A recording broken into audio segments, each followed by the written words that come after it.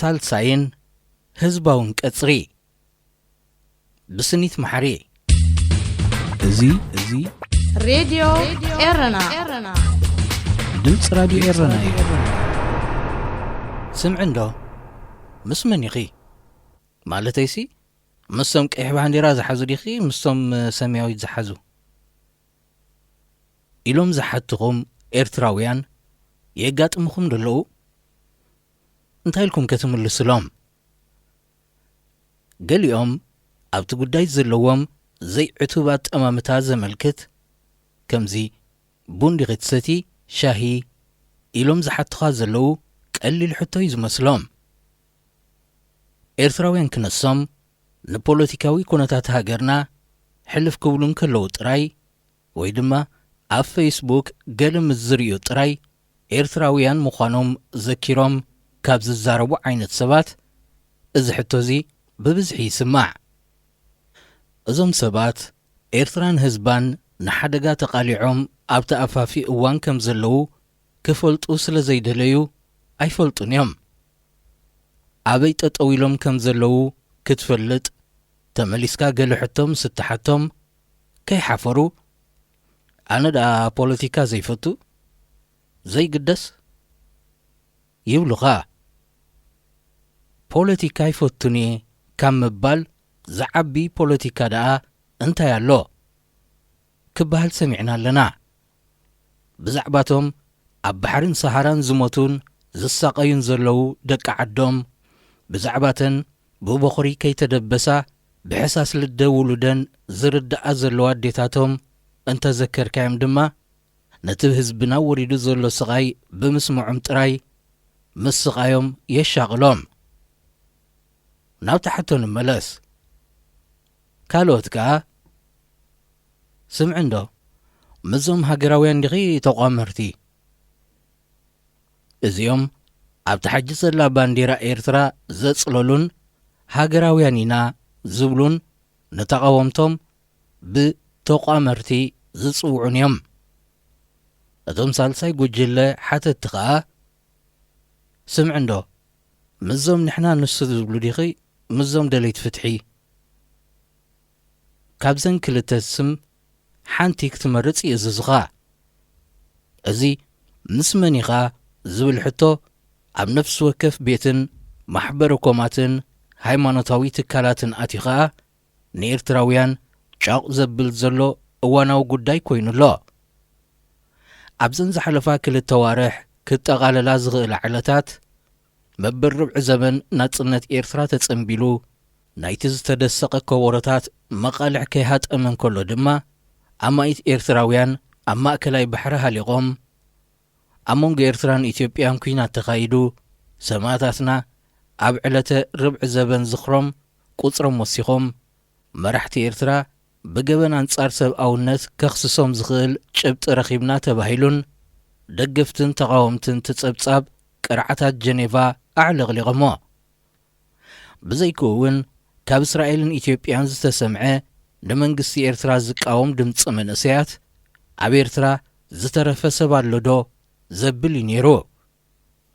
ኤርትራውያን ህይወትና በዝሓለፈ ትንፋስ ዝኸልኣና ተደራራቢ ፍጻሜታትን ዋጭዋጭን ከም ሎሚ ተባሒቱ ዝፈልጥ ኣይመስለንን እቲ ቐንድን ንኤርትራውያን ኣብ ክልተ ጫፍ ናይ ሓደ መስመር ኣብ ክልተ በበይኑ ቐጽርን ሕብርን ፈላልይዎም ዝርከብ ዘሎ ግን እቲ ዳሕረዋይ ኮሚሽን ሰብኣዊ መሰላት ኤርትራ ክተጽንዕ ዘመዘት ጉጅለ ኣብ ኤርትራ ገበን አንጻር ሰብኣውነት ከም ዝተፈጸመ ኣረጋጊጸ ፈጸምቱ ድማ ኣለለ ኣለኹ ንፍርዲ ይቕረቡ ስለ ዝበለት እዩ ነቲ ጸብጻብ ዝተቃወመ መንግስቲ ኤርትራ አንጻር ትጸብጻብ ኣቐዲሙ ካብ ህዝቢ ፈርማታት ክእክብ ወሪሑን ኣብቲታ ኮሚቴ ጸብጻባ ንኣባላት ሃገራት ኣብ ዘቕረበትሉ ዕለት 21 ሰነ ድማ ኣሽሓት ደገፍቱ ኣብ ጀኔቫ ተረኺቦም ንመንግስቲ ኤርትራ ዘለዎም ደገፍ ብምግላጽ ነቲ ጸብጻብን ውድብ ሕቡራት ሃገራትን ክኾንኑ ተሰሚዖም እቲ መብዛሕትኡ ግዜ ነገራት መሊኦም ተኻዕዮም ምስ ፈሰሱ ሸበድበድ ክብል ዝረአ መንግስቲ ኤርትራ ኣብዚ ጉዳይ ዘርአየ ተሓዛ መጀመርያ ጸማም እዝኒ ሂቡ ድሓር ለመም እንዳበለ ናብቲ ጉዳይ መጺስ ኣብ መወዳእታ ሰዓት ብፍጥነት ጎዩ ኣብ ጥቓ ሕንጻጽ ከይቀረበ እንተ ዘይቀደምኩ ክብል ተሰሚዑ። ኣብቲ ጸወታ እቶም ንኽቕድሙ እኹል ምድላዋት ዝገበሩ ተዓዊቶም ከኣ መንግስቲ ኤርትራ ኣብ እተሓዛዚ ጉዳይ ዘርእዮ ትዕቢትን ዘይውዳዕውነትን ውጽኢት ኣርእዩ ኣብ ዝቕዳማይ ዙርያ ብዝበዝሑ ተሳዒሩ። እቲ ክሓልፍ ዘይደለየ ኣብ ሸበድበደ እትይዎ ዘሎ ኣንጻሩ ውሳኔ ከኣ ብዝበዝሐ ኣባላት ውድብ ሕቡራት ሃገራት ተደጊፉ ሓሊፉ። እታን መንግስቲ ኤርትራ ትወቅስ ዘላ ዓለም ዘጣየሳ ኮሚቴ መንግስቲ ኤርትራ ወይ ዝተወሰኑ ትካላትን ሰባትን ኤርትራ ኣንጻር ገዛእ ህዝብኹም ገበን ፈጺምኩም ጭብጥለኒ ትብል ኣላ። መንግስቲ ኤርትራን ገለ ዝደገፎ ሃገራትን ከኣ ነዛኒ ኤርትራ ንኸይተኣቱ መንግስቲ ኤርትራ ዝኸልከላ ኮሚቴ ኣብ ኤርትራ ኸይኣተወት ምስክርነታ ማህባ ምስ ዛዕጎል ኣውዲቕካ ዝንገር ጥንቆላ ኣወዳዲሮም ይገልጽዎ ኣለዎ። ብዘይክውን ንመንግስቲ ኤርትራ ንምቕያር ዝተኣልመ ንኢትዮጵያ ዝጠቅም ፖለቲካዊ ኣጀንዳ እዩ እውን ይብሉ ኣለዎ። ኣብዚ ጉዳይ ከከም ኣረዳድኣኻ ክትንተን ይከኣል እዩ። እቲ ጉዳይ ብመሰረቱ ፖለቲካዊ ትሕዝቶኸ የብሉን ድዩ? መንግስቲ ኢትዮጵያ ንመንግስቲ ኤርትራ ክቕይሮ ከም ዝደሊ ብተደጋጋሚ ብወግዒ ስለ ዝገለጸ ምስጢር ኣይኮነን። መንግስቲ ኤርትራ እውን ኣኻእሎ ዳእሲኡን እምበር ኣብ ኢትዮጵያ ዘሎ ስርዓት ክቕይሮ እኳ እንተዘይበለ ክቕየር ከም ዘለዎ ወግሒ ጸብሐ ዓዊሉ ዝዛረበሉ ርእስቲ እዩ። ኣብዚ እዋን ከኣ ኣብ ጀኔቫ ብወግዒ ከምቲ ሕጃ ኣብ ጎኒ ዘለዉ ኣንጻር ዘሎ ስርዓት ኢትዮጵያ ዝቃለሱ ፖለቲከኛታት ኢትዮጵያ ንህዝቢ ዓለም ስለ ዘላለየስ ክልቲኦም መንግስታት ኤርትራን ኢትዮጵያን መን ኣብ ስልጣን ይቕጽል ኣብ ወሳኒ መድረኽ ኣትዮም ይቃለሱ ከም ዘለዉ ካብ ዝኾነ ኹን እዋን ንላዕሊ ቃልዕ ወፂኡሎ። መራሕቲ ኢትዮጵያ ንመራሕቲ ኤርትራ ብጉዳይ ሰብኣዊ መሰል ተኸሲሶም ኣብ ፍርዲ ክቐርብሎም ኩሉ ዝከኣሎም እንተዘይገበሩ እምበር እንተገበሩስ እምበኣር ክገርመና የብሉን። ንህዝቢ ኤርትራ ስለ ዝሓለይሉ እዮም ኢልና ንሓስብ እንተሊና ግን ቀሊል ዘይኮነ ዓብ ጌጋ ክንፍጽም ኢና። መንግስቲ ኤርትራ ብወገኑ ኣብ ኢትዮጵያ ዝግበር ዘሎ ዝበሃል ኣብ ልዕሊ ህዝቢ ዝወረድ ግፍዒ ቅትለት ህዝቢ ኦሮሞ ልዒሉ ንመንግስቲ ኢትዮጵያ እንተኸሰሰን እዛ ዳላዊት ዓለም ንመራሕቲ ኢትዮጵያ ዓይና ጽቒጣ ክትሪኦም ጽኒሓ ኣባይ በጺሓ ግን በትሪ ተወጣውጣላ ንኤርትራ ዳግም ክጐብጥዋ ስለ ዝደለዩ እዮም እንተበለን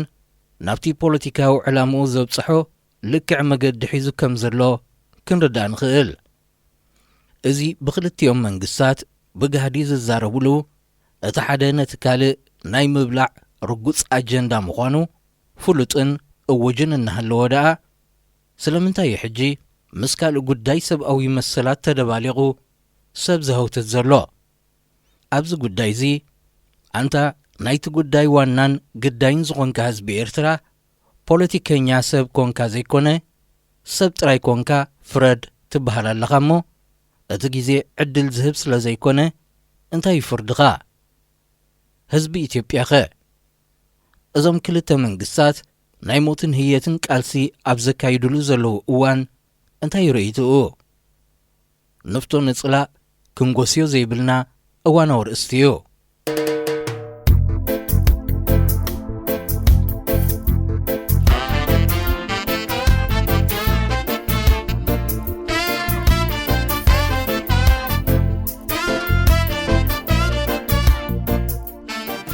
መንግስቲ ኢትዮጵያ ሰብኣዊ መሰል ህዝቡ ብምጭፍላቑ ብዓበይቲ ሃገራት ክኽሰስ ንሰምዕ ኢና። እንታይ ኮይኑ ደኣ ከምዚ ናይ ኤርትራ ቃልቡ ዓለም ዘይሰሓበ ኣብ ርእስቲ ኣተሓዝኡን ፍሉይነቱን ማለት ጉዳይ ፖለቲካ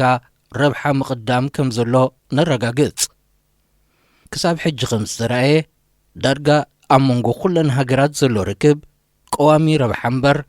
ቀዋሚ መትከል የለን። ርሑቕ ከይከድና ቅድሚ ሕጂ ህዝባዊ ግንባር ምስ ወያነ ኮይኑ ነቶም ናጽነትና ዘይደልዩ ኢትዮጵያውያን ተቃሊስዎም ሎም ኸኣ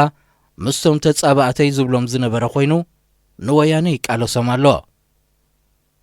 ጽባሕ ከዓ ምስ ወያነ ተዓሪቑ ኣንጻር ዞም ሕጂ ኣብ ጎኑ ዘለዉ ፖለቲከኛታት ኢትዮጵያ ክቃለስ ክንርኢ ንኽእል ኢና ወያነ እውን ነዞም ዝድግፍዎም ዘለውን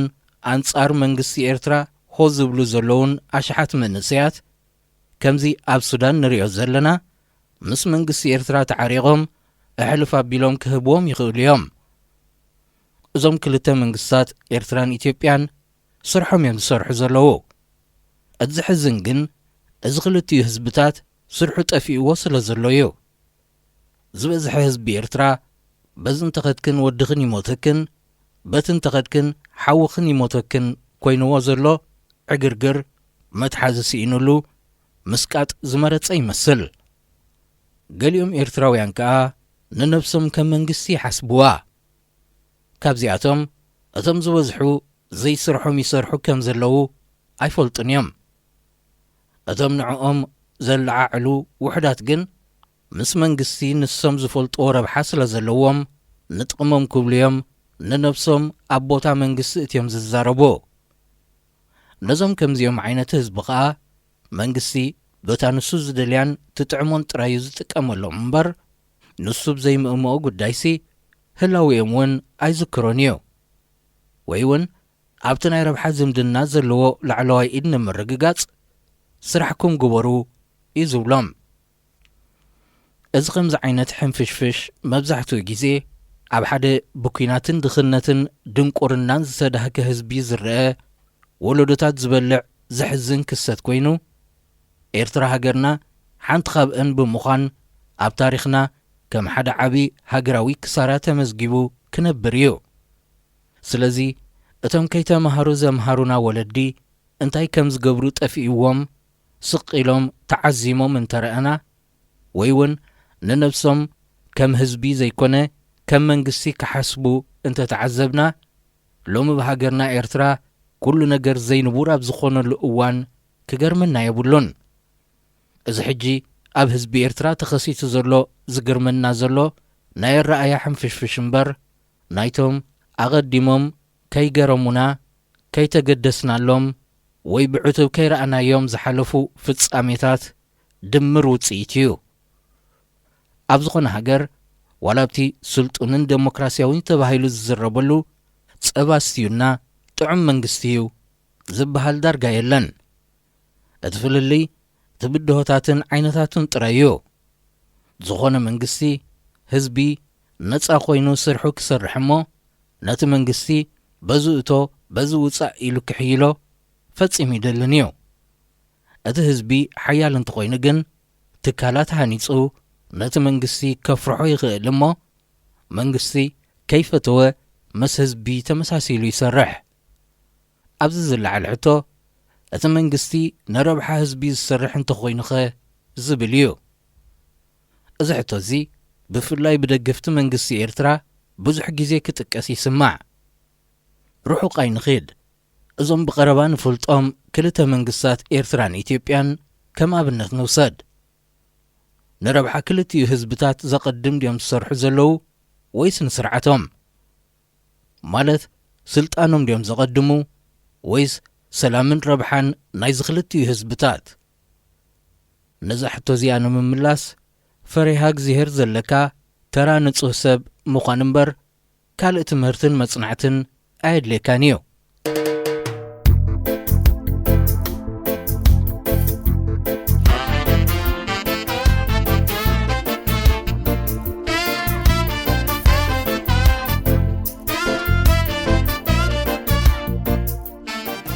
ክልቲኡ ህዝብታት ኤርትራን ኢትዮጵያን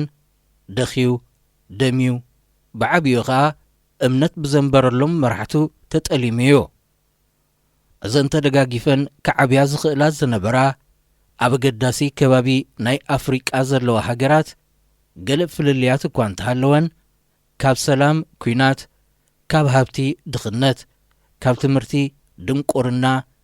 ዓዱ ገዲፉ ዝሃድም ካብ ናብ ጎረቤቱ ጌሹ ዝሓድር መጻእካ ቀተለካ እናተባህለ